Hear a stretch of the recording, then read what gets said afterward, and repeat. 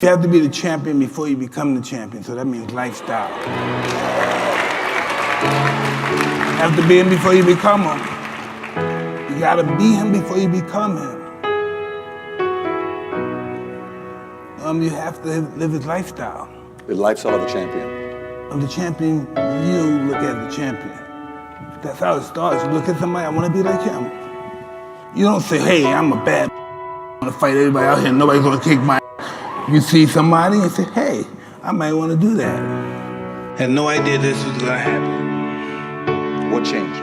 I went to a place called Sparford. It's like a correctional center. And we watched the movie The Greatest, like 78, 77, yep. like 11, 12.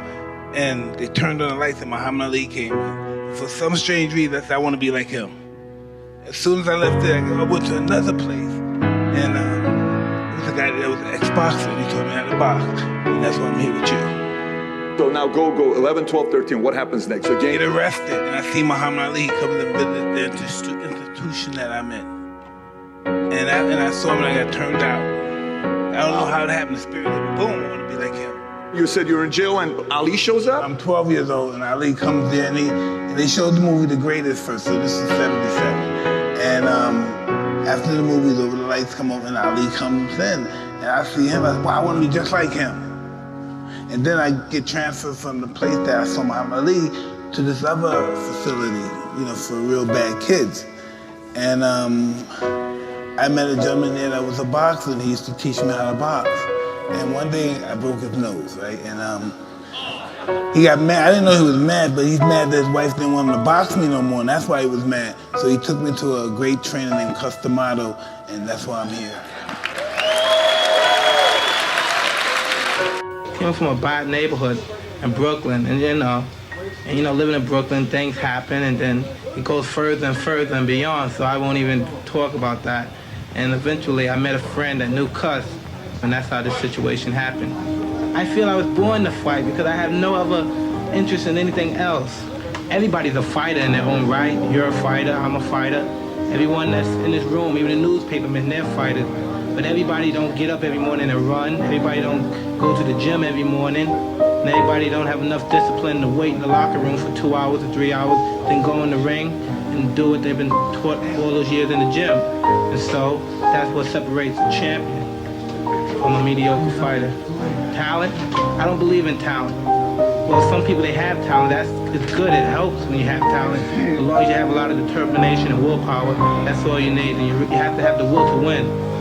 At what point did you know that you could be the heavyweight champion? Like, hey, you got a fight, you got 2 fights, you got 3 fights. 14. My whole life I lived off my ego. Just I was a megalomaniac with a low self-esteem. If you said something, I always say I'm nobody, but if you said something I wanted to accomplish, I'm the greatest, I'm a god, I could accomplish something. But as far as the perspective of myself, I'm shit. Look at the life I come from. Even though I'm making all the money in the world, but look at my mother, my father, their sex workers, what the f*** am I, who am I? I'm a piece of shit. But I'm the highest paid athlete in the world, I'm the baddest man so-called on the planet. But that's the low self-esteem, that job, I guess, that I received. So I guess that's what Cuss worked on my ego. My ego was out of this world. I thought people should carry me. It was just, but that's what I had to succeed. I look at myself as nothing. I'm just pale, and I'm willing to do anything to myself to improve, to be the best. I'm willing to sacrifice my body. I'm willing to sacrifice my psychological health to just be the best in the world.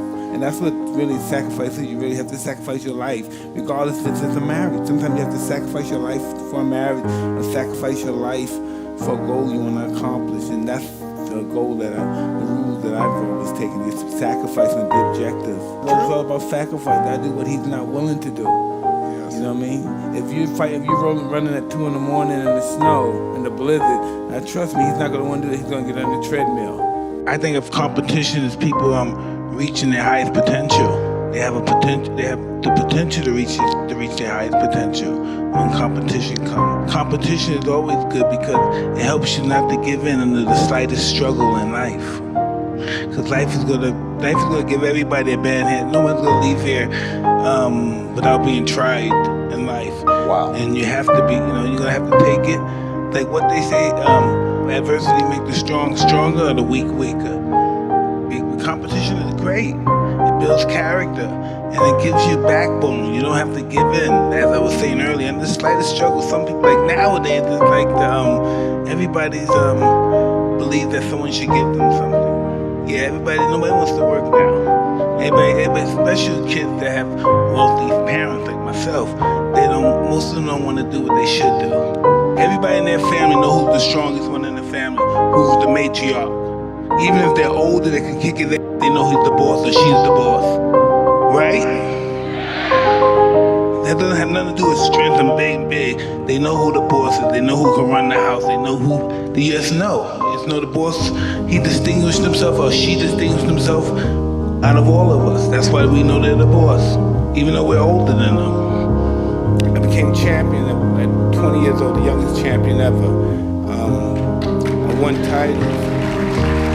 I won titles. I had everything in the world, but I still had that darkness in me. I had hundreds of millions, I had money, but I still had that darkness in me. That darkness wasn't out of me yet. And I got in a whole bunch of trouble. I got involved with people who had made me no good. And I lost a lot of money. I kept getting lawsuits. Lawsuits this, lawsuit here, lawsuit here. Now, most of my money I tricked off on lawsuits. You know what I mean? You know what I mean? You could listen.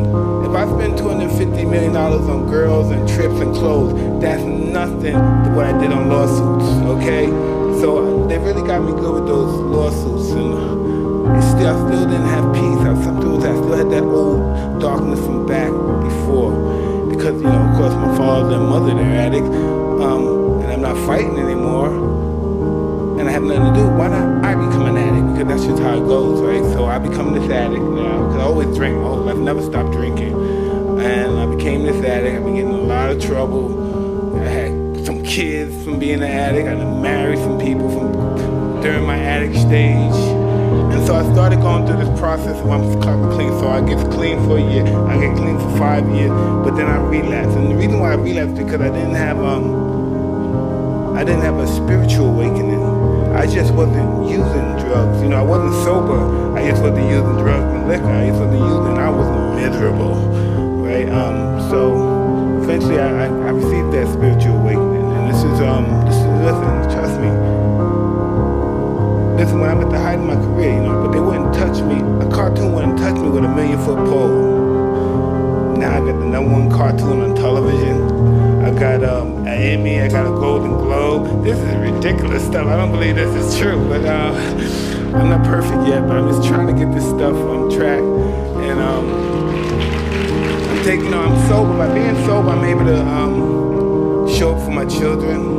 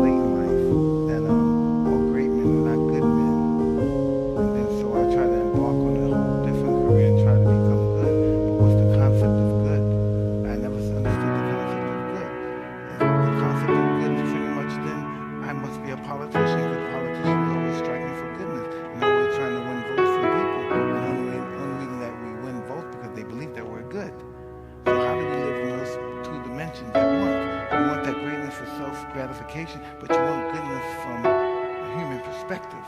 And I really have no idea, no clue how do I juggle both of them and be in harmony. I don't know. I'm capable of living a godly life. God to me is inconceivable to live a life of God. You know, we can only study His life and hope to be able to be in the path of God. But to live godly life is inconceivable to me. I just try to do the right thing, and not necessarily the right thing is probably the best thing, but I just try to do the right thing. I try to respect everybody and treat everybody the way I want to be treated. I don't care what you're black, white, Christian, I don't care what you are. You know, the only thing I want is respect, because I give respect. That's the only reason why I want it. And I just realized that I wanted to change my life. I didn't like the way I was living my life. I wanted a different, better way of life. You know, I just didn't want to be the guy that had it all outside and had nothing inside. And I realized all this recovery and sober thing and life in general is an inside job. If you're looking for happiness from out here, it's going to be disastrous. Because I know something's wrong up there. I have real difficult situation receiving love and happiness from the outside and stuff, but it's all an inside job.